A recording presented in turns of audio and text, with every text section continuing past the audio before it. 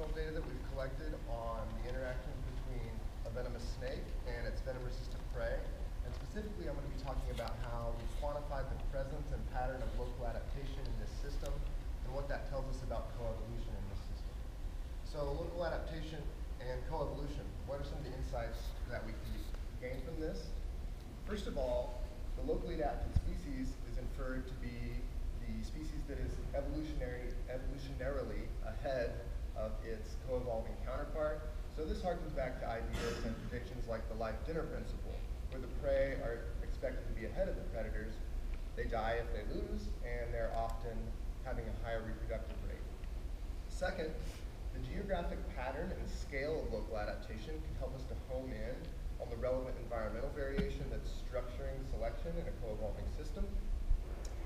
And lastly, because of some of the mathematical properties of reciprocal crossing experiments, which only measure the biological component of local adaptation is only predicted to be detected when specific coevolutionary dynamics are operating.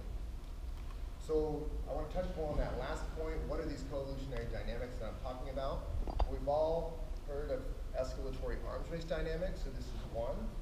And these are cases where reciprocal increases in attack and defense abilities occur. The difference between traits decides the outcome of an interaction.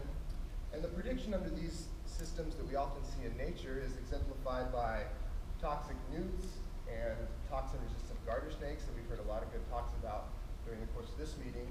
And what happens often is that you see population-level trends of positive correlation between attack and defense abilities like you see here.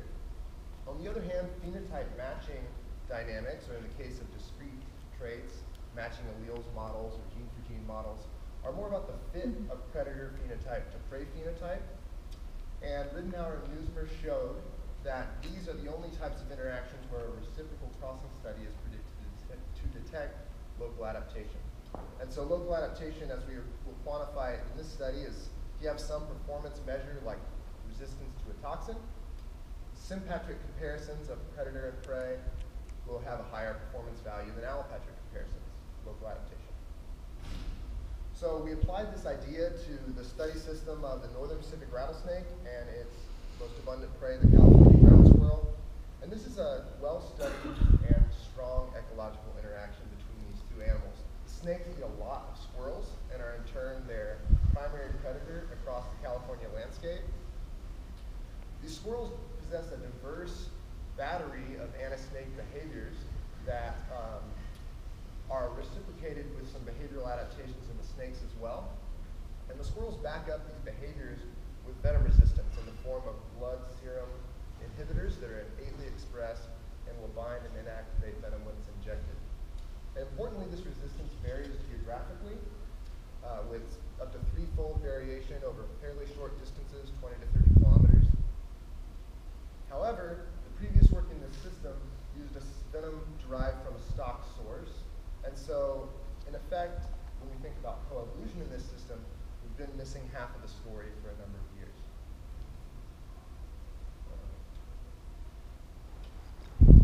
So, a reciprocal crossing study is what we did. We take venom from a snake and blood serum from a squirrel. We can do some in vitro snake-squirrel interactions. We can have sympatric comparisons of venom and serum, and allopatric comparisons of venom and serum. So classic reciprocal crossing design here. And so we collected venom samples from nearly 300 rattlesnakes across the state of California, and an equal number of samples of blood from ground squirrels. And at these 12 sites pictured here, we had at least 10 adult animals of each species, and we tested each snake's venom with one sympatric squirrel and one squirrel from each of the 11 allopatric sites. And this design results in a total of 1,140 unique snake-squirrel pairings in our data set. Again, our snake-squirrel fights were staged in a 1.5 mil test tube. And so we measured the activity of snake venom metalloproteinases, which are an important and large constituent, a large component of the venom composition of these snakes. And by incubating venom with squirrel blood serum, we're able to derive a measure of the change in activity of venom from its baseline without serum present to a snake plus squirrel interaction measurement and get that change, which is a functional measure of how much the venom is inhibited by a serum sample. So first, if we think about escalatory arms races, we can ask the question, is there a positive correlation between the population level trait means of resistance and venom activity? And so that's shown here. And you can see that we don't find any significant correlation between these population mean trait values. What does predict these mean trait values is the elevation of the site. So this was a surprising and interesting result, although there was some literature basis to think about elevation in both of these organisms. And so we see a strong positive correlation between venom activity in the snakes and elevation of the focal site. And we see the opposite relationship in the ground squirrels, where average resistance was negatively associated with elevation.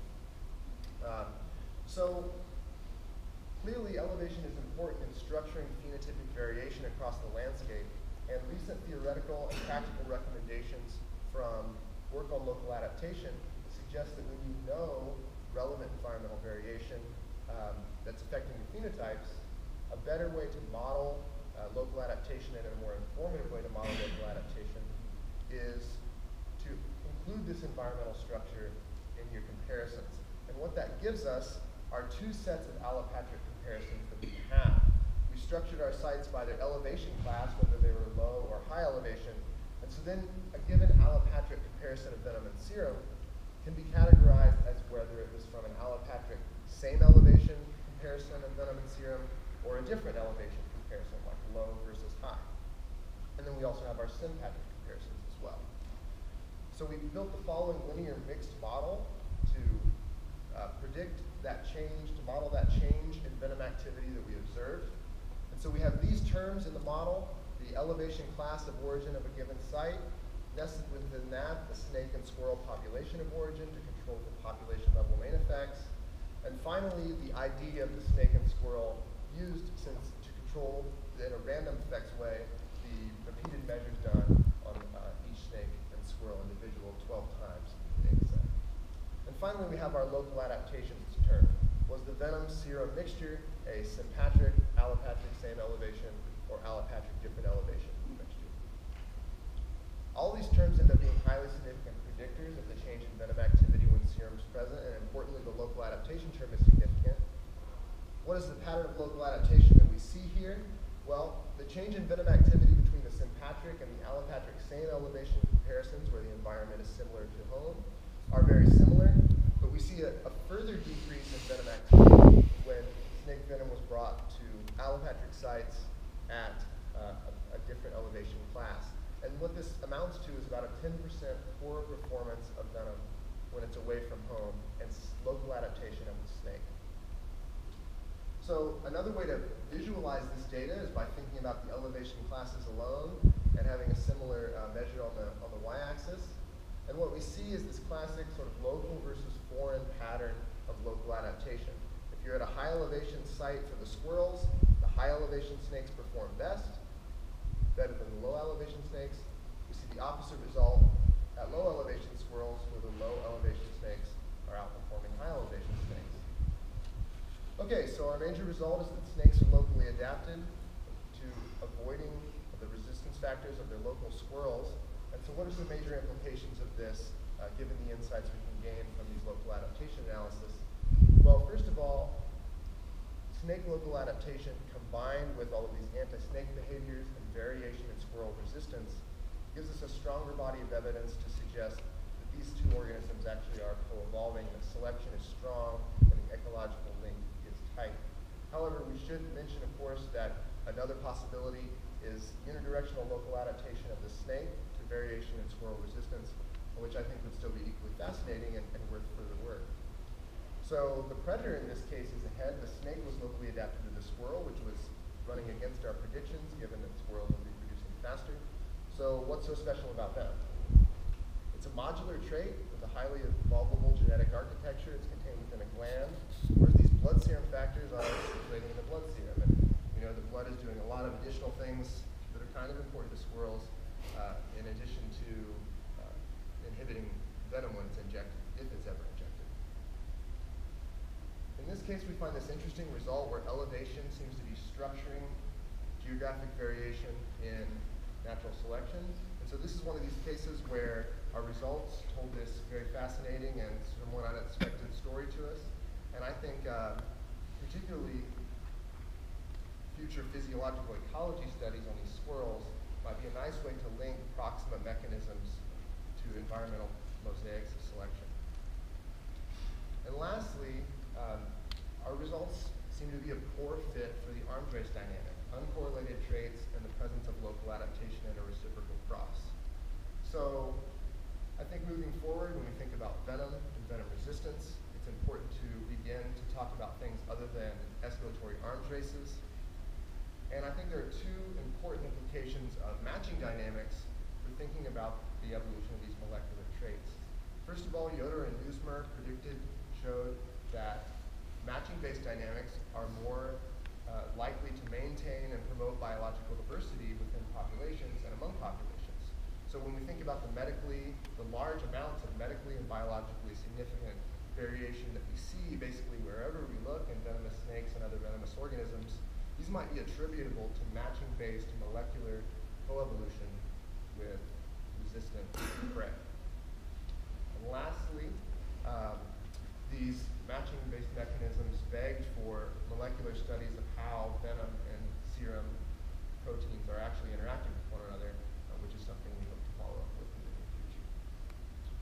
Okay, well with that, I would like to end and thank my lab mates, my advisor Lyle Gibbs, my collaborators, my funding sources, and then all the folks that gave me access to the field sites and helped me find snakes and squirrels. With that, I'd like to take your questions.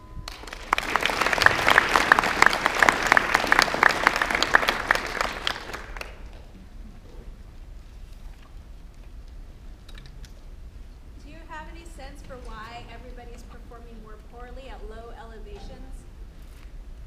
Yeah, so we have this big elevation main effect on the squirrels where you have these low elevation. And the snakes.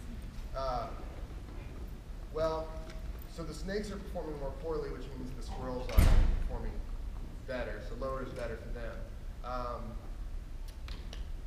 Who knows? This is I think, why it would be interesting to understand the actual physiological trade-offs and constraints associated with resistance. So it's all speculation at this point, but if you think about elevation, one thing that's almost certain to vary are things like hemoglobin concentration or other things associated with oxygen transport in blood. So there could be some sort of topsy-turvy trade-off there. It'd be lovely to know. Yeah. When a snake hits a squirrel, it takes a lot for the squirrel to die, and they run away. So does the snake always find the squirrel that it hit? Is there a premium on getting it to drop fast? And might that premium be higher in a more complex habitat, maybe higher elevations than lower? A nice study just came out that was doing some videography, San Diego State, Rulon Clark's lab, and they reported some 300 or 400 times where potential prey items got close to snakes that were in ambush posture. 95% or so of those were ground squirrels, so few times that were other prey. And then there were 7 successful strikes, and one time the squirrel wasn't relocated. So I think often they do. There's been some other work in venom showing that some of the components are actually thought to be relocator proteins that help the snake find its prey.